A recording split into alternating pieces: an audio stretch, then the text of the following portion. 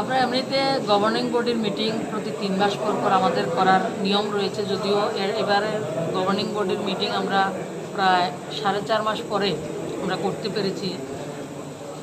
বিশেষ করে রোগী কল্যাণের উদ্দেশ্য হচ্ছে নামের সঙ্গে এটার সব কিছু নিহিত রয়েছে, যে যারা রোগী রয়েছে তাদের সুবিধা আরও বেশি কীভাবে আমরা দিতে পারি, তাদের পরিষেবা আরও কীভাবে আমরা দিতে পারি, যেটা আমরা কোভিডের সময় আপনারা লক্ষ্য করেছেন। এবং রাজ্যের সবচেয়ে বড় হসপিটাল আমাদের মেডিকেল কলেজ অ্যান্ড হসপিটাল, যেটা জিবি হসপিটাল আমাদের রয়েছে। তো আজকে আমরা হেলথ সেক্রেটারি থেকে এনএসএমের ডাইরেক্টর, আমরা সবাই, আমাদের ডিএম সাহেব এবং আমরা প্রিন্সিপাল ম্যাডাম, আমাদের এমএস সাহেব, সবাই আমরা ছিলাম আজকের মিটিংয়ে। আজকের মিটিংয়ে সবচেয়ে গুরুত্বপূর্ণ বিষয়টা হচ্ছে 2018 সালের 25শে সেপ্টেম্বর পণ্ডিত দীনদয়াল উপাধ্যায়জির জন্মদিনে আয়ুষ্মান ভারত কার্ডের উদ্ঘাটন করেছিলেন, শুরুয়াত করেছিলেন, যে গরিব মানুষের যে স্বাস্থ্য পরিষেবা, গরিব মানুষও যাতে তার সমস্ত ধরনের পরিষেবা পেতে পারে তার জন্য ব্যবস্থা রেখেছিলেন।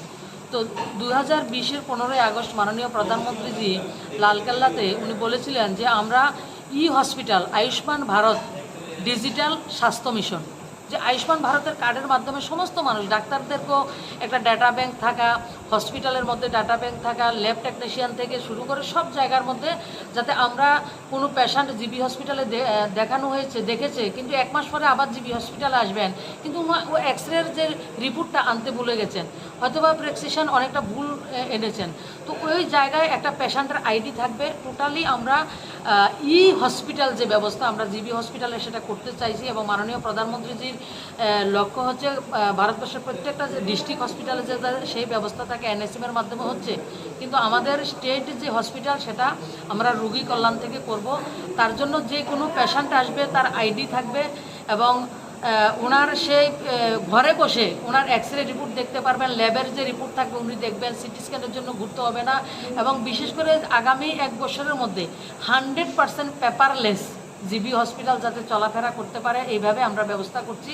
তার মধ্যে অনেক কিছু আমরা সুবিধা পাবো, এবং আমার নাক পেটকে জেনারিকে মেডিসিনের একটা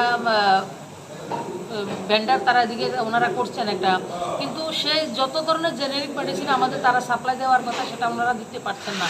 তার জন্য আমরা আজকে সিদ্ধান্ত নিয়েছি আগামী সেপ্টেম্বরের 30 তারিখের মধ্যে আমরা একটা জেনেরিক মেডিসিন আমরা টেন্ডার করে একটা ভেন্ডার আমরা দেব, এবং 100% আমাদের স্পেসিফিকেশান অনুযায়ী সেই ওষুধগুলি যাতে হসপিটালের মধ্যে আমাদের পেশেন্টরা পেতে পারে, এবং ডাক্তাররা এই হসপিটালের জেনেরিক মেডিসিনগুলি যাতে অ্যাভেলেবেল থাকে, তখনই ডাক্তারবাবুরা লিখবেন। কিন্তু অ্যাভেলেবেল অনেক সময় লিখেন, কিন্তু ওইটা অ্যাভেলেবেল থাকে না, তার জন্য এটা দেওয়া সম্ভব হয় না। এবং আমরা সেপ্টেম্বরের 30 তারিখের মধ্যে আমরা একটা টাইম বাউন্ডে রেখেছি যে আমরা একটা জেনেরিক মেডিসিনের কাউন্টার আমাদের তরফ থেকে কোনো ভেন্ডারকে দিয়ে আমরা করাবো 100%। শেল্টার হাউসের হ্যাঁ, শেল্টার হাউস আমরা আরবান ডেভেলপমেন্ট ডিপার্টমেন্ট থেকে হবে, সহসায় আমরা সেটার ভূমিপূজন করব। G+3 হবে এটা। হসপিটালটা পার্কিং ব্যবস্থা নিয়ে একটা মানুষ পার্কিং আমরা পেছনে পার্কিং করে রেখেছি, কেউ সেদিকে যাইতে চায় না। আমি আপনাদের মাধ্যমে সবাইকে অনুরোধ করব যে আপনারা পার্কিংয়ের জায়গা আমরা বিশাল বড় জায়গা করেছি, কমসে কম 100টা গাড়ি ওই জায়গাতে প্লেস করা যাবে। তো আপনারা সবাই পার্কিংয়ের জায়গাটাকে ব্যবহার করবেন, তাহলে জীবিত পরিষেবাটাকে আরও বেশি আমরা সুন্দর করতে পারবো, মানুষেরকে সুবিধা আরও বেশি দিতে পারবো। এবং সুপার স্পেশালিটি ব্লক ঠিক স্পেসিফিকভাবে কোনো সময়সীমা নির্ধারণ করেছেন কবে থেকে শুরু হবে, এবং তাতে কী কী পরিষেবা পাবে? যেমন হার্টের যে বাইপাস সার্জারি থেকে যে এনজিওগ্রাম, এনজিও প্লাস যতটা রয়েছে সবটা সেই জায়গাতে হবে।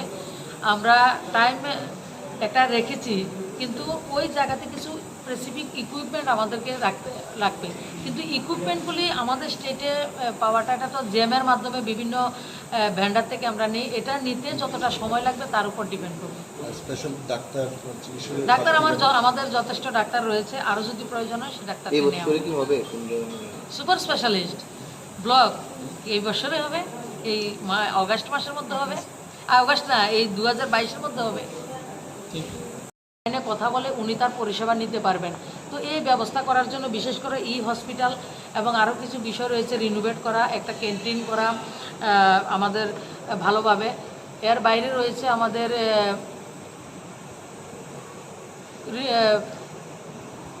কেবিন, 7টা কেবিন আমরা প্রথম পর্যায়ে আমরা রিনোভেট করব, তো সেই বিষয়গুলি আমরা রেখেছি। আর প্রথা অনুযায়ী যে ডাক্তারি বিষয়গুলি রয়েছে সেগুলি আমরা করছি।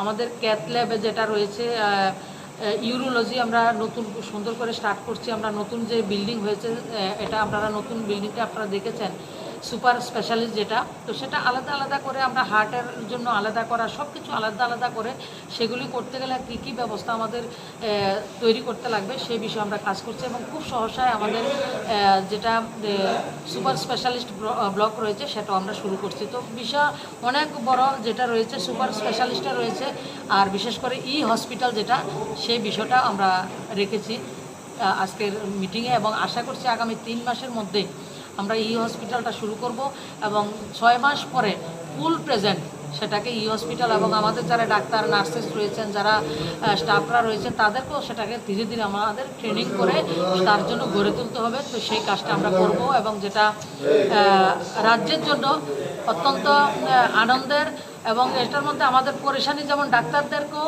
এবং আমাদের পেশেন্টদেরকেও অনেক কিছু সুবিধা ওনারা পাবেন। সেটা মাননীয় প্রধানমন্ত্রীজি চাইছেন 2020 সাল থেকে, সেটা আমরা জিবি হসপিটাল আজকে এটা সিদ্ধান্ত 100% আমরা এটা করব, সিদ্ধান্ত আমরা নিয়েছি, এবং রোগী কল্যাণ সেটাকে ফাইন্যান্স করবে। জেনারিক মেডিসিন লেখার ব্যাপার